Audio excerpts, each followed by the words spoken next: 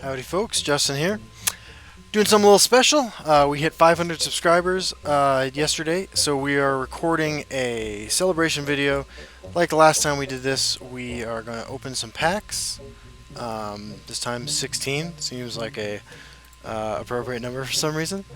And then we're going to hop immediately onto the ladder and play a game. And the only difference between this and the last time we did the video like this is that with any luck, we won't destroy my keyboard and I won't have to go buy a new one. Yeah. My cat might make an appearance too. We're going to see if she is interested in getting in on this action. Alright, so it's only the first pack where we get the excitement of hovering over them to see what kind of rarity we have here. Looks like just one rare. Hive Warrior. It's pretty good aggressive stats for a card that never sees any play. Okay, couple rares. Fireball. It's a great name for a card that also never sees play. Raiding Party's pretty cool. I like that card. Alright, ooh, a foil rare. Turn that into something else. And a Dawnstar Healer. Cool. I like Dawnstar Healer a lot. I feel like that's a card that could see a lot more play than it does. I know that I've seen Maricon, the developer, play it in some games, and he has gotten a lot of mileage out of it, so that's a card to keep your eye on. Two more foil rares. Alright. These look pretty cool. They really do. Some of these foils really look really nice. I like it. I don't actually even think foil is the right word. It doesn't make a whole lot of sense, actually, in the context of digital card games. So, premium, perhaps? Deluxe? Supersized, maybe? Another premium card. Necromancer's Amulet. I had a great game one time against the AI, actually, where I got up to 26 max magicka, thanks to the Venom Tongue 4-drop, the 1/4 lethal that gains you max magicka every time it kills a creature. And the AI had at least 2 of those Necromancer's Amulets out, so I was able to just keep screwing around. And I had one of those things in each lane, and it just kept playing down, and it was wonderful. But it turns out there's not a lot you can do at 26 magicka. Okay, Snake Tooth Necklace, Knocking Outposts, Portcullis. We're gonna get, I was gonna say, are we gonna get another premium card? And we just did. Warcry. I'm kind of torn about Warcry and tokens. I generally like threats more than I like cards that enhance my board state as it already is, because it's easy to fall behind and then you can't use those to get back in any way. But Warcry is definitely powerful. The premium card is interesting. Yeah. Should be able to craft something cool after all this. I don't have anywhere near a full collection, actually. I spend most of my time crafting the Scout Ramp deck and at the expense of the rest of my collection.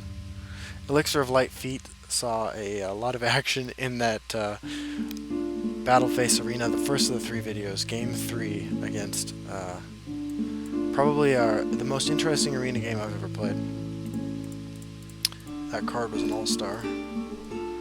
Golden Saint, great card. Alpha Wolf, support for a tribe that doesn't really see a lot of play. Oh, our first legendary. So what do we think it is? It's hanging out with a High Rock Summoner and a Harpy. An Ardon Paladin, Kvatch Soldier. This tells me it's either the legendary Dragon Priest blue card or Marak. Haffinger Marauder. I'll take it. Okay, couple of rares. Alright. Not a huge fan of North Point Captain. A lot of stats, but I've just never been super impressed by it. Fate Weaver, a card that's seen a lot more play lately. And last pack, 2 rares. Green Pack Stalker. Northwind Outpost, alright. Well, let's liquidate everything except for the foils. Premiums. Alright, 1,100 soul shards should get us something nice and new for one of our decks. And we're going to hop right in, Battlemage, rank 4, and play ourselves a game. Really appreciate all you guys who are subscribing. You know, I'm playing this game because I'm having a great time doing it. I'm not trying to make money or do anything like that. And so the fact that I'm able to share this game with other people really makes me happy. So, you know, it's just something that's really cool to me.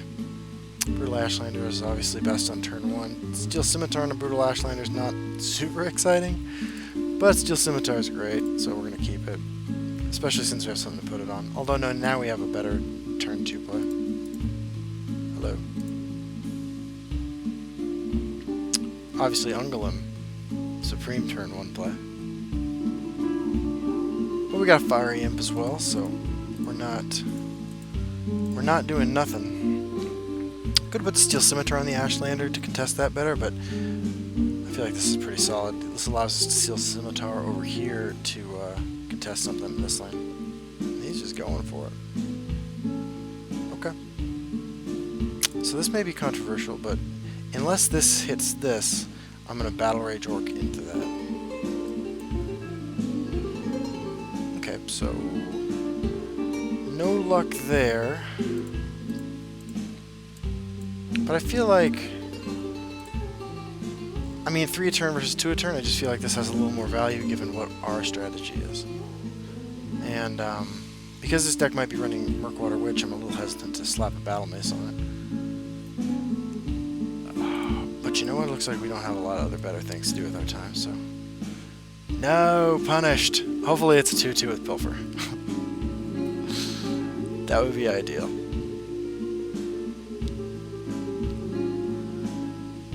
That's not so bad, but it looks like Piercing Javelin is incoming. Or the Witch, obviously.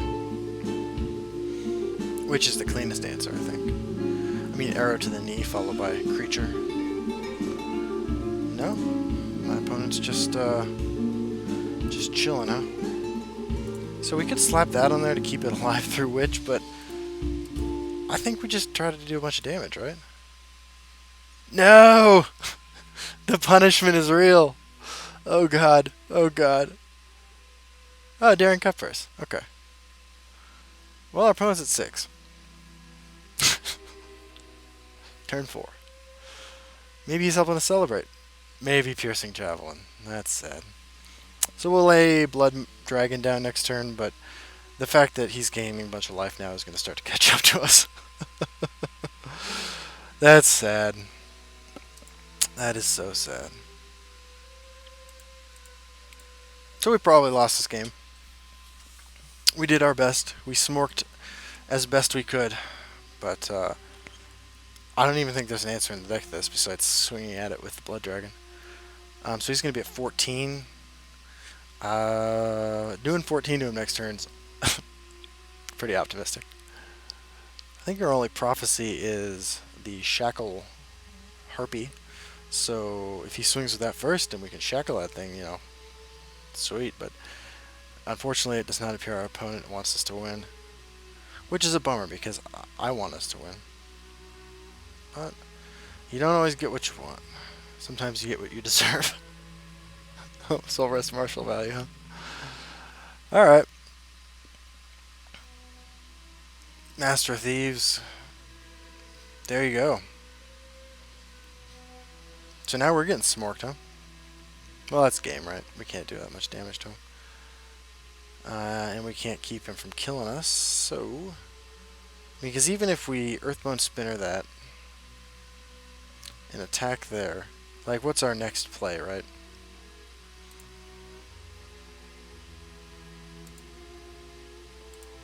I mean, we'll do what we can, right? We will do what we can. We are dead on board, but this does give us the most likely, the highest likelihood of not dying. To some sweet harpy action. Oh, we're dead. Okay. I wouldn't go that far. Cliff Racer. I appreciate him playing it out like that. That's a sign of a scholar and a gentleman. Oh, there you go. We're going to do one more round, actually, because the celebration video wouldn't be complete without seeing my absolute favorite deck in action, the Neutral Zone. This deck doesn't get a lot of press. It's got some strong combos, like it's got some crocodiles that when you take a bunch of damage you can play for free with because they have prophecy. It has Crushing Blow, which is, I think, the best card in the game. What else does it have? It might have Munda Stone in it. We'll find out. It's going to be a grab bag of excitement, right? It did have Orb of Vermina, but it was pointed out to me that when you use Orb of Vermina to steal cards from your opponent's deck, and they're colored cards, you're no longer playing the neutral zone. And then what are you doing with your life, right? So we're gonna we're gonna represent Switzerland and friends and take the neutral zone into combat against Tykes34. Hopefully they're a subscriber who feels sorry for us. If not, oh my god, it's going to be the Scout Ramp deck. This is fitting. Perfect curve here. We'll get rid of the Drow. Look for some more early game. Ooh, Ravenous Chocodile onto the Spider Worker. It's quite a combo. So now if he plays Murkwater Witch to kill our Enraged Mudcrab, we've got a problem. We can keep Spell Sword, okay.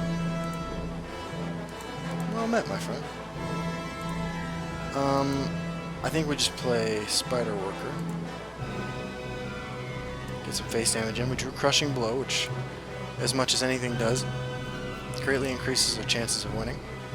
I think Slaughterfish spawning is the play next turn, just because, you know, the earlier the better, obviously. We'll get, you know, at least one over there to survive. And then we can follow it up with Dwarven Sphere on that thing to keep it alive. So our fate lies in the hands of the Slaughterfish. It's pretty good. It's pretty good. Not attacking. That's interesting, right? So we have a couple plays here. We can Crushing Blow that, or we can Sphere it. I think we Sphere it. Hopefully we trigger Prophecy from him. We did. Good. This deck's pretty overpowered, and our opponent's going to need every opportunity he can get to not die.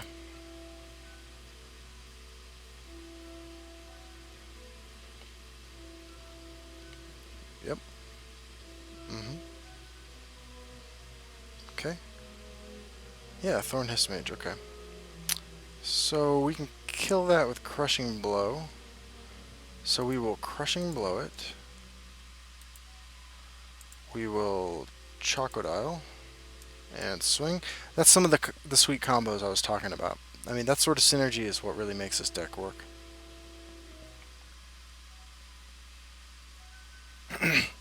The good news too is that the crafting cost in this deck is really low. You get most of these cards for free actually if you're doing story mode.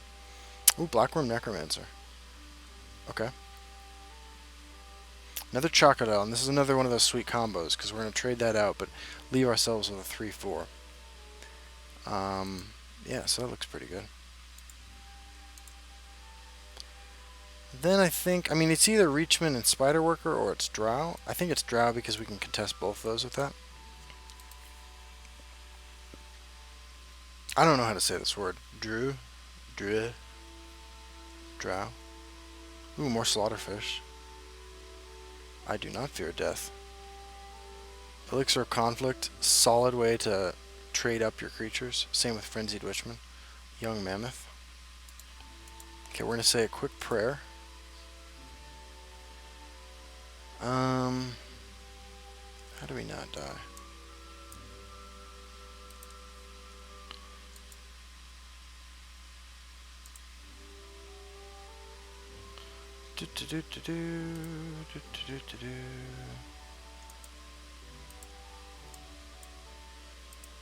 Alright. Well, don't these guys look like guys out of Star Wars? Okay, that's our best move. What does he have? Yep, that's pretty good. Another Necromancer. Another Kinsman. Oh, that was a really nice tech play. Okay, well, we almost got there. thank you for joining me. Thanks for subscribing.